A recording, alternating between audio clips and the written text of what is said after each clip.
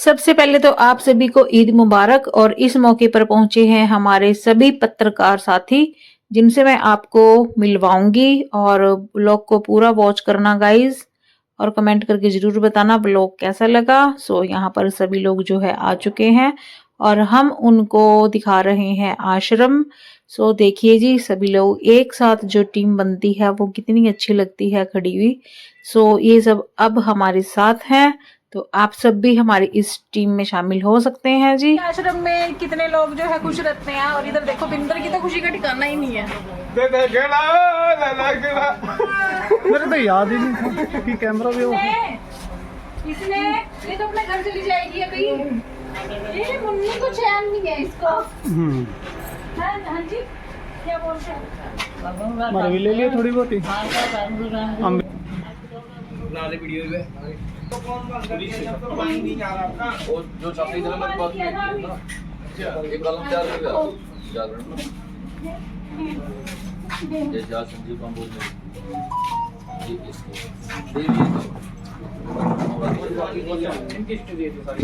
मैं नंबर वो भेज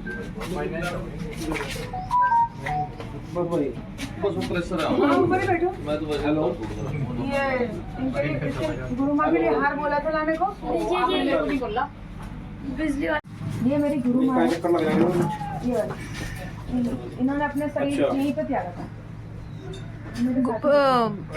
एक मिनट बेटा, कहाँ से ये कहाँ से ये महाराष्ट्र के गांव की थी। वो मेरे साथ ही रहती थी शुरू से। जब मैं बॉम्बे में थी ना, कितने पैसे बन जाएंगे रोज? रानी हटियो बेटा थोड़ा। अभी मैं पानीपत की हूँ। तो वहाँ से एक गांव की 5 गांव की गुरु थी, कबीरपंथी। मैं तो कमर्शियल में गांव के सरपंच और पुलिस सारे बहुत वो हुए कि पहली बार किसी के साथ जाने को हाँ बोला है। और तेरा डैडी भी आया, तेरा डैडी भी आया तो मेरे घर 2 साल की हो गई इन्होंने अपना शरीर त्यागा। तो लोग कल के बाद भेज देंगे। लोगों को पता चला यहाँ पर आ गए तो लोग उससे यहाँ मिलने आए। ईद के बाद उसको सुन भेज क्या रहेगी अब? ठीक है कोई नहीं। फिर अभी सब ओके खड़ी तैयार हो। 2.5 साल पहले इन्होंने अपना शरीर त्यागा। तो यहाँ पर जो उनके समाज के लोग थे उनको रुक जा बोला, बेटा, रुक जा। पगड़ी इसको दे। अब मैं उसके लिए तैयार थी नहीं।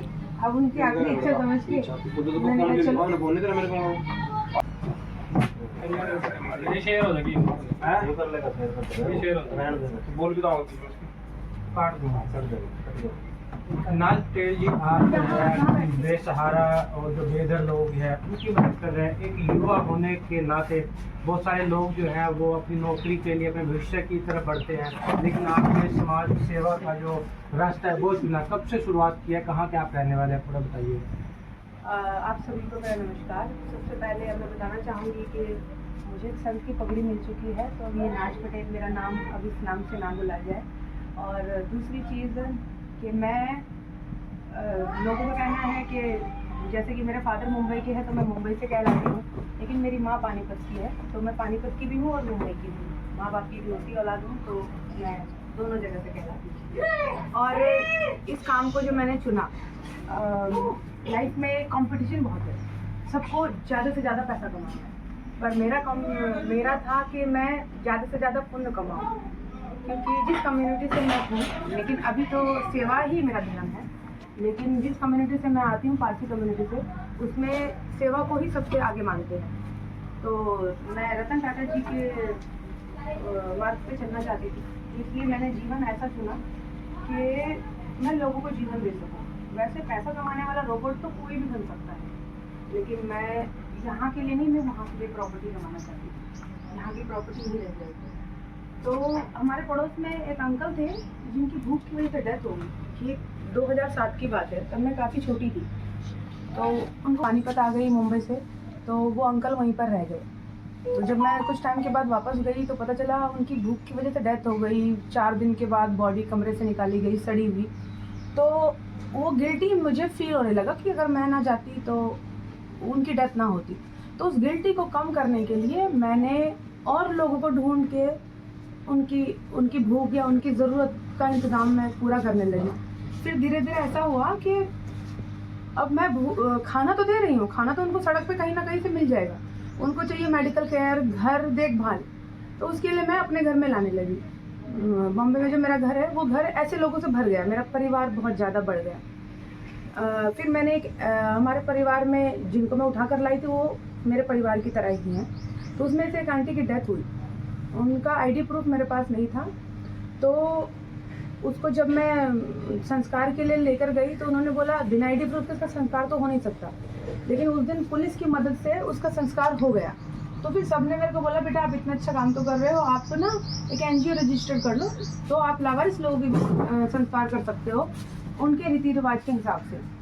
तो फिर मैंने एक एनजीओ फॉर्म किया अवेस्ता फाउंडेशन के नाम से, और पहला जो आश्रम मैंने बनाया, यहाँ पर तो आश्रम कहा जाता है पर अवेस्ता फाउंडेशन का जो सेंटर है पहला मुंबई में है, ये दिल्ली से रजिस्टर्ड है सेंट्रल गवर्नमेंट से, और दूसरा मैंने यहाँ ताजेवाले में बड़ी जगह के लिए आश्रम यहाँ पर बनाया। तो कितने लोगों को भी जो है जो बेघर है बेसहारा है, कितने लोग अभी तक यहाँ आ चुके हैं और कितने लोग आप घर पहुँचा चुके हो? 250 तक तो पहुँचाया था, आप शायद 300 हो गए होंगे, गिनती तो अभी याद नहीं है पर मैं 300 के आसपास हो गए होंगे। इस आश्रम में जो यहाँ पर है ताजेवाले में, इस आश्रम में करीबन 200 तक लोग आए होंगे, मतलब उनका आना जाना लगा रहता है। कई लोगों की यहाँ पर डेथ हुई, 4-5 लोगों की, और करीबन 15-20 लोगों को घर भी पहुँचाया है। कुछ लोग ठीक होने के बाद चले जाते हैं, ऐसा है। तो कैसे आपको क्या कोई किससे कांटेक्ट होता है, कैसे लोग आप तक पहुंचते हैं, और अगर पहुंचना चाहते हैं तो उसके लिए किससे संपर्क करना पड़ेगा? सबसे पहले तो आप मेरा नंबर भी दिखा सकते हो स्क्रीन पे ताकि लोग मुझे कांटेक्ट कर सकें। पुलिस के थ्रू आते हैं, समाज में लोग जो होते हैं आस पड़ोस में उनके थ्रू आते हैं, या फिर जब मैं बाहर निकलती हूँ कहीं तो मेरे को अगर रास्ते में कोई दिख गया तो मैं उसको क्रॉस करके मैं आगे नहीं जाती, मेरा जो फ़र्ज़ है वो मेरे को वहीं पर रोक लेता है। कोई भी जीव हो जिसे भगवान ने बना रखा है, मैं उसकी सेवा करने के लिए वहाँ पर उतरती हूँ, और ज़्यादातर लोग मेरे ही थ्रू आते हैं। अब तो लोग जुड़ने लगे हैं, लोगों के थ्रू आते हैं, तो मैं उसको लेकर आती हूँ। फिर मैं हॉस्पिटल जाती हूँ, अगर यंग है तो फिर मैं पुलिस के थ्रू लिखवा कर और फिर मैं यहाँ पर ले आती हूँ। तो आश्रम का खर्च कैसे चलता है? क्या कोई सहयोग वगैरह बाहर से मिलता है? कोई सरकारी जो फंड है क्या कुछ मिलता है? क्या कुछ किस तरह खर्च चलता है? मुझे आज तक मैंने सरकारी फंड लिया नहीं, 1 रुपया भी। कई लोगों ने वादा भी किया लेकिन मैं उसके पीछे भाग नहीं सकी, और वो मेरे आश्रम में एक भी फंड नहीं आया। आप जैसे कुछ लोग जुड़े हुए हैं, राशन ले आए, राशन वगैरह की ज़रूरतें हमारी लगभग पूरी हो जाती हैं यहाँ पर। बाकी जो फंड है थोड़ा बहुत कैश ना के बराबर है हमारे यहाँ पर, तो हम लेते भी नहीं हैं। बाकी आप जैसे लोग जुड़े हुए हैं, अगर हमें सीमेंट चाहिए हम थोड़ा सा सीमेंट मांग लेते हैं, ईंट मांग लेते हैं, और फिर हम उसी से जैसे तैसे करके धीरे धीरे काम चल रहा है। पर ऊपर वाले की कृपा है कि काफ़ी अच्छे से मैं संतुष्ट हूँ। जितने लोग मेरे पास आ रहे हैं उनका पेट भर रहा है, लेकिन हमें ज़्यादा से ज़्यादा हम और लोगों को जोड़ना है ताकि पीछे कमरे बन सके अच्छे से। अभी आपने कहा कि मैं संतुष्ट हूँ, अभी और कोई लक्ष्य है इसको बड़ा करना, या जो अवेस्ता फाउंडेशन है उसके सेंटर्स कहीं और खोलना, आगे क्या टारगेट है? ऑफ कोर्स ये मेरा दूसरा सेंटर है। मैं चाहती हूँ कि मैं ऐसी जगह पर पहुँचूँ जहाँ पे सच में मेरी ज़रूरत है, और मैं अगर ऊपर वाले ने चाहा तो मैं और कई जगह पे मैं सेंटर्स खोलूँगी बहुत जल्द। बाकी भगवान के हाथ में है सब कुछ। एजुकेशन, मैं स्कूल ड्रॉप आउट हूँ, साथी में स्कूल छोड़ दिया सेवा करते करते। अच्छा नाम किस नाम से लिखा जाएगा? डेजिग्नेशन संत का ना आपने? गुरु माँ। तो क्या वही तो बता रहा कि नाम तो लिखना पड़ेगा? गुरु। गुरु।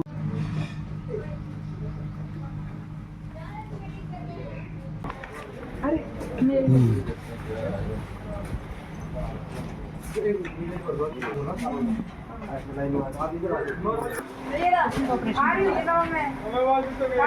हाँ जी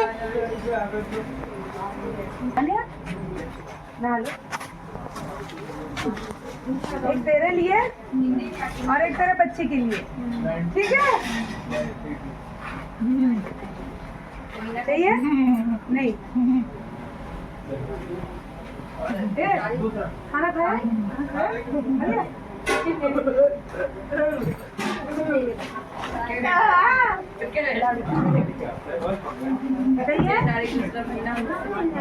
खा लो एक खा ले, एक खा लो।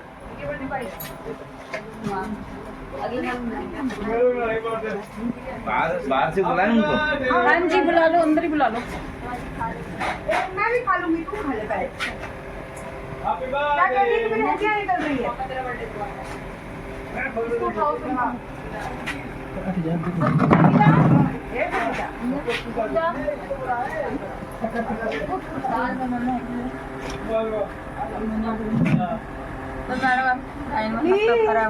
Have this. You'll feel good. Have this. Tell her to cut your nails.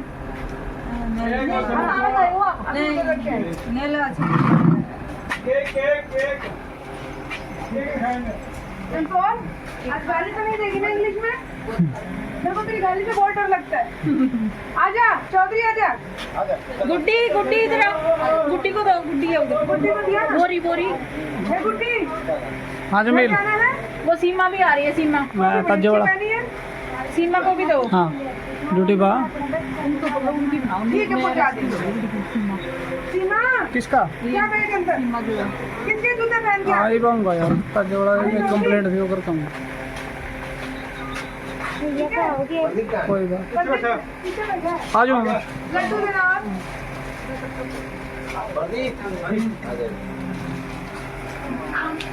Laddu कहाँ भी है? हाँ जी लड्डू कहाँ भी है? नहीं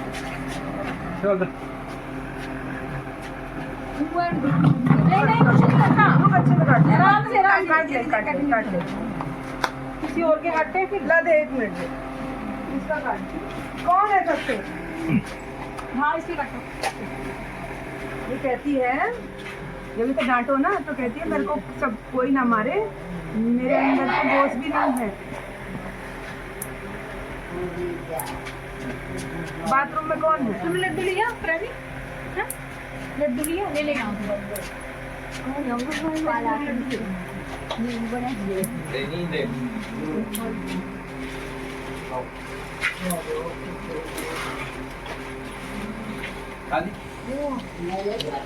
और चाहिए क्या हो गया भाई? बैठ गया। और गाइज यहाँ पर जो है गुरु माँ कर रहे थे आयशा के नेल कटिंग, क्योंकि ये लोग आप अपने आप से तो कर नहीं सकते हैं, उंगली वगैरह कट कर लेते हैं, तो इनके जो नेल्स हैं वो हम ही लोग कट करते हैं।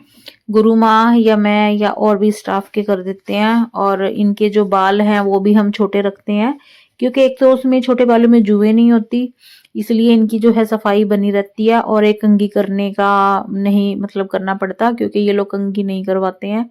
आप लोगों को पता ही है दिमागी हालत ठीक नहीं है, सो इसलिए हम इनके बाल और नेल्स जो है खुद ही कट करते हैं। और ये है सविता, तो मैं सविता के जो है नेल कट करने लग गई थी।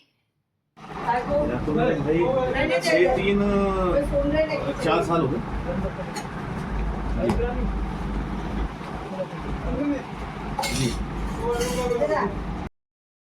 जय श्री मैं तो राम। यही दे सकती हूँ, पोहा दे सकती हूँ। श्री राम गाइस, तो स्वागत है आपका मेरे चैनल पर। और आज हमारे साथ हमारे जो मीडिया कर्मचारी हैं वो जुड़े हैं ईद के मौके पर, तो आइए आप लोगों को सबसे मिलवाते हैं।